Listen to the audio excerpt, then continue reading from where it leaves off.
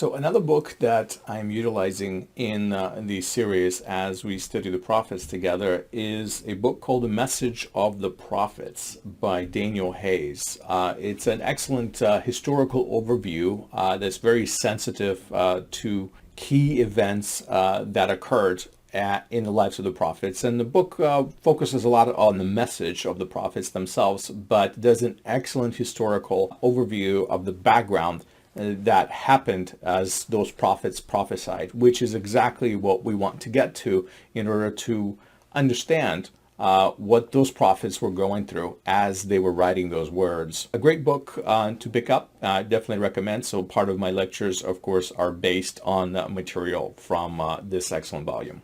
In our study of the prophets, I would like to do a brief historical overview. When we study the prophets, we can't escape the study of history. And so if you were to open your Bible, you would see the prophets listed in a particular order. Well, that's necessarily not chronological order. The earliest prophet chronologically that we would find in the books of the Bible would be Amos. And Malachi is probably the latest prophet, and of course Malachi does come at the end of the Christian canon, but it does not begin with Amos. The books of the prophets begin with Isaiah, the major prophets. So we have to kind of rearrange things a little bit in our minds as we read the stories of the prophets a bit more chronologically. But the era of the prophets, and when I speak of the prophets, I'm speaking now particularly about the prophets of the kingdoms, the prophets that left us books, the prophets that left us oracles. I'm not speaking about prophets like Samuel or Nathan who spoke into the lives of the kings. I'm not talking about even Elijah or Elisha who did all these wonderful miracles but did not leave us written records of their oracles. I'm speaking about the books of the Bible that we call the prophets. And so that era from Amos to Malachi essentially spans from about 750 BCE and into the year 450 BCE. Now that's quite an expansive era, so there's a lot that happens in that period. And I would like to highlight a little bit of the historical overview, a very quick, not comprehensive, but a very quick walk through history so we have the big picture as we get into the study of the prophets. And then as we look at each individual prophet, we can dig into details. The image that you're seeing on your screen right now is the black obelisk of Shalmaneser. Amazing artifact that we have. Obelisk of King Shalmaneser of Assyria from the year about 825 BCE roughly. And what it depicts is a scene of history, which is much of what Israelite history was like. In the span of years that I mentioned, from 750 to 450 BC, some nation, some empire controlled Israel and basically dominated them. So in this scenery, what you're seeing is King Jehu is coming and bowing before King Shalmaneser of Assyria, and he's bringing him tribute. That pretty much describes the relationship of Israel and many of the large kingdoms and nations that were bent on conquering the entire Mediterranean. Israel is a small country, a small place, and being divided kingdom made it even easier to conquer. And Israelites paid tribute and made alliances and looked for protection from anybody who would come to bother them to these larger kingdoms, to these larger empires. And so the age of the prophets, the history of the prophets, much of it is wrapped around those relationships and those events. From the point of view of Israelite history, there are three major empires that dominated the scene that are very important to know about and understand. The first one is Ashur, the Assyrian Empire. The Assyrian dominance began in the year 745 and lasted to about 612 BCE. That was followed by Babel, the Babylonians. Babylon dominated Israel from 612 to 539 BCE, and not just Israel, other countries as well. And then on the heels of Babylon came Paras. Paras is Persia, and 539 to 336 BCE are those dates. So that covers the period pretty much of those prophets that we find in the Bible, those oracles and visions that we read about. So if we understand the history of these nations, if we understand what they did and what their relationship was like with Israel, we would have a background information a lot of times necessary to understand the words of the prophets much better. So I mentioned Amos being one of the prophets that chronologically probably should be first, but how do we get to Amos? I would like to do a very quick overview of what has happened, and I'm going to walk through actually the books of the Bible and kind of get you to Amos. So of course, when we begin, we must begin with creation. Bereshit, the book of Genesis. This is where all history begins. This is the primeval history. And so we learn the story of the creation of the world. We also learn about first humanity and the fall of human beings and Adam and Eve. And we learn the story of the scattering of the first people. Obviously, we have the stories of the Tower of Babel. We have Noah's flood. We have the emergence of Abraham, Isaac, and Jacob. This is kind of where the history of the world turns to one family. So now we have this covenant with Abraham, Isaac, and Jacob. And so what's important, of course, there is the story of Jacob's 12 sons and them selling Joseph into slavery in Egypt. And this is how Joseph ends up in Egypt. And later, this is how the rest of Israelites end up in Egypt, because if you remember the story, this is the story of famine, and they reunite with Joseph in Egypt and settle there for a while to kind of live through the hard times. But a new Pharaoh rises up in Egypt who does not know Joseph, and eventually Israelites become enslaved to the Egyptians. And that is the story of Exodus. As we read the book of Shemot, Exodus, we're learning all about how God raises up Moses to deliver Israelites from this terrible slavery that they find themselves in. And so this is the story where the exodus from Egypt actually occurs. And as Israelites are delivered through signs and miracles, they stand at the foot of Sinai. And right there is the covenant with the people of Israel. Of course, this is the story of the Ten Commandments. This is the story of the giving of the law, the revelation of God to the greater community of Israel with signs and wonders and the shaking and the thunder of the mountain. And so this is that story of Shemot, Exodus. But as it continues, we have the next book in the Bible, Vayikra, Leviticus. Leviticus is all about the Mishkan, the tabernacle, the tent of God, where God chooses to dwell among Israelites and meet with them.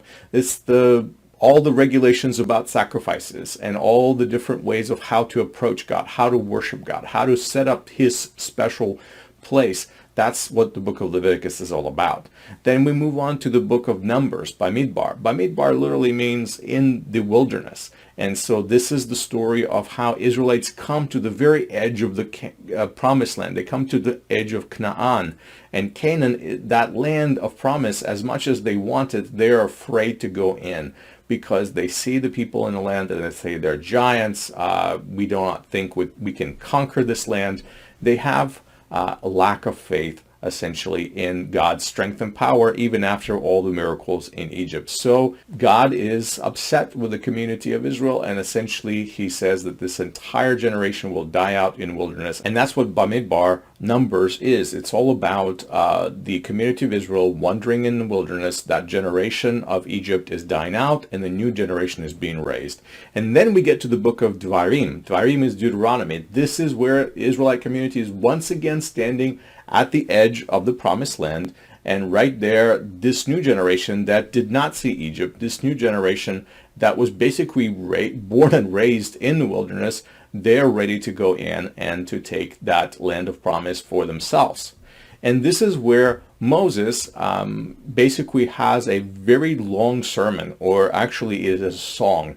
He sings the entire covenant. He restates the entire covenant, all the things that happened at Sinai, and a lot of the rules and regulations are being now restated and re-explained. The book of Deuteronomy is the repetition of those things that have already been spoken, but perhaps in a new way and maybe even in greater detail. So Moses is giving a charge to the Israelites that they must follow these commandments. That is their covenant, and this is a new community. These are new people that weren't there at Sinai. And so they're ready to go into the promised land, and that's the book of Deuteronomy. Now, of course, the next book is the book of Joshua. Yehoshua is the leader who follows Moses. He is anointed by him, and the book of Joshua is the story of conquest, the conquest of the promised land. And as the tribes and the clans of Israel go in, essentially as they take over the cities and portions of the land, some of them already starting to fall away. It is a story of unfaithfulness and failure as well, victory and unfaithfulness. So some of the Israelites are already starting to back out on their commitment to their brothers as the land is being conquered, and they're walking away from God's will.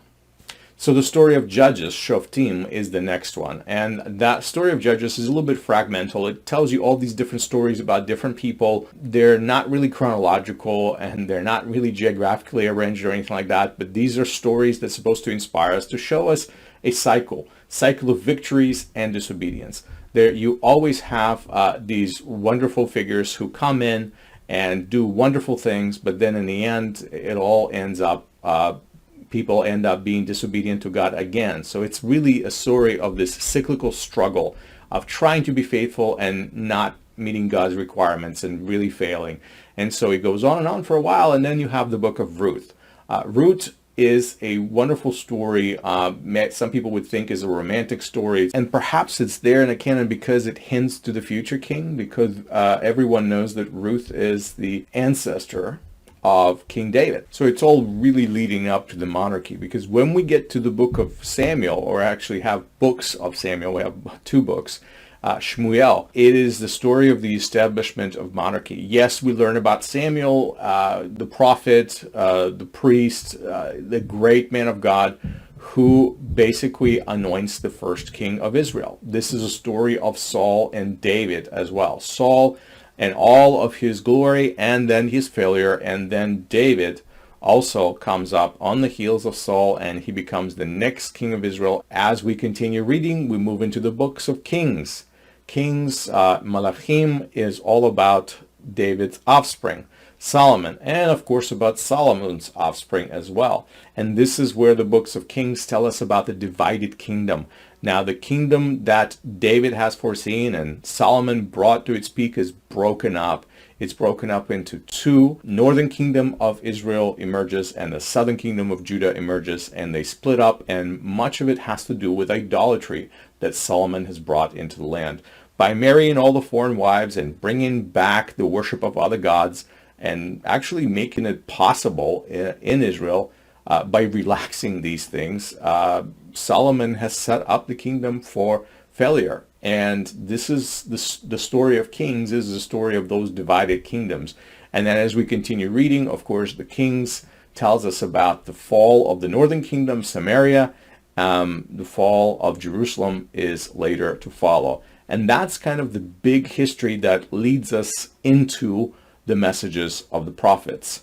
The messages of the prophets really fall to the time from after David and Solomon, and it's the divided kingdom and the fall of Jerusalem, and then it basically ends with the restoration of Jerusalem and the return of the exiles from Babylon. So once again, all the prophets that we read about in the Bible, the ones that have left us books and oracles, the traditions that we have received and all of their messages, they're all centered around those three major eras of dominance. The prophets would either fall into the era of the Assyrian dominance, or they would fall into the era of Babylon dominating the scene, or Persia. Those are the three kingdoms, and of course some prophets would overlap a little bit from one to the other, but if we understand those three major dominant powers, it would be very easy for us to track historically with each one of the prophets and see where they fall in the history of Israel. Now, after this very brief and quick overview of hundreds and hundreds of years of biblical history, walking through the books of the Bible, I really would like to zero in on the era of the prophets. And when I'm talking about the prophets, I am talking about the prophets whose books we're studying, the oracles, the writings, the visions of the prophets. So that means focusing a little bit more on those three major empires that dominated the world. As Israelites knew it. So we begin with 8th century with Ashur, Assyrian Empire. And the Assyrian Empire came on the scene rather slowly. Israel was a fairly strong country at that moment. The northern kingdom of Israel, the southern kingdom of Israel were experiencing relevant strength, but they were at odds with each other. So the story of the Assyrian dominance of that area in 8th century BCE begins what we would call Syro-Ephraimite War. Basically, the neighbors to the north, the neighbors of the kingdom of Judah, their brothers, Israel, decide to start a war with them. And they bring Syria as an ally. So King Ahaz is facing two nations that he has to fight with to the north, and he knows that he's probably not a match for them. So he appeals to Assyria. In Assyria, we have at this moment the king Tiglath-Pileser III, who comes and defends King Ahaz and gives a reprieve to the kingdom of Judah, and he basically defeats both Assyria and the northern kingdom of Israel. But the next king rises up. In the year 722, King Shalmaneser V comes and actually conquers Samaria. This time, he doesn't just beat them militarily. He actually comes and destroys the city of Samaria. He destroys that administrative center, takes over the northern kingdom of Israel, and deports the population as prisoners of war and slaves. So Judah survives because Judah at this point is subservient to the Assyrians, and they pay their taxes, they pay their tribute, and they do not meet that fate. But as Assyrian dominance of the area grows, they come and attack Judah as well. King Hezekiah is on the throne of Judah at that moment, and in the year 701, King Sennacherib of Assyria comes and lays siege to Jerusalem. He's not successful. Miraculously, God sends a plague upon Sennacherib's army, and so many people die that Sennacherib withdraws. And so we read these stories in Isaiah chapter 36 to 39, and also 2 Kings 18 through 19. Jerusalem is spared miraculously this time, but the danger is at the door. The next king, Manasseh, is actually loyal to Assyria, and he is an idolater. He brings all sorts of trouble upon Israel with his policies. And as he's succeeded by Amnon and later succeeded by Josiah, things turn around. Josiah is a righteous king, yet the events turn sour for Assyria. The city of Nineveh in the 612 BCE falls to the Babylonians. And as Assyrians are in panic, they form an alliance with Egypt. Now, Egypt and Assyrians, allied against Babylon together, decide to take back control. And Pharaoh of Egypt, Necho II, marches with his armies to assist his allies. As he marches through Israel. And it is in Israel that we have King Josiah that meets him with his armies in Megiddo and opposes him. The Egyptian forces do win, and Josiah dies. And this is how Egypt, for a short period of time, becomes the dominant power over Israel. The Pharaoh sets up Jehoahaz as the next successor loyal to him. He is quickly replaced by his brother Jehoiakim because Jehoahaz continues the policies of Josiah. Jehoiakim is much more loyal to the Egyptians. And this is the story that comes up in Jeremiah. Jeremiah and Jehoiakim are at opposition and odds with each other. Jeremiah is one of the key prophets of that era, and he's in Jerusalem at that time. And then comes another decisive moment in history. In 605, there's the famous Battle of Carchemish. And this is really the end of the Assyrian and Egyptian alliance, as their forces are being crushed. Now that Egypt and Assyria are defeated, King Nebuchadnezzar stands unopposed in the region. And since Jerusalem was under the patronage of Egypt, in the year 598, Nebuchadnezzar comes and lays a siege to Jerusalem. Now, in the year 597, Jehoiakim surrenders, And again, the city is spared. The city is not destroyed. Jerusalem is not in ruins. Nebuchadnezzar simply comes in, takes over power. He installs Zedekiah as his puppet king. And of course, Jeremiah is once again in conflict with another king who is loyal to another foreign power. And Zedekiah reigns for a while, and in the year 595, Zedekiah does something quite radical. He rebels against Babylon. You see, Babylon is strong, but Babylon is still trying to prove itself. And some of the smaller kingdoms like Edom and Moab, cities like Tyre and Sidon, all of these territories that have been basically subdued by this new power, they are trying to rebel. All together, if they band together, they have a chance. And so Zedekiah, the king of Jerusalem, joins these other countries, and as they revolt against Babylon, they are crushed. Babylon destroys the city of Jerusalem in the year 586 and exiles its inhabitants. This time, it's not just the elites that are taken into exile. This time, a lot of the general population are taken as slaves.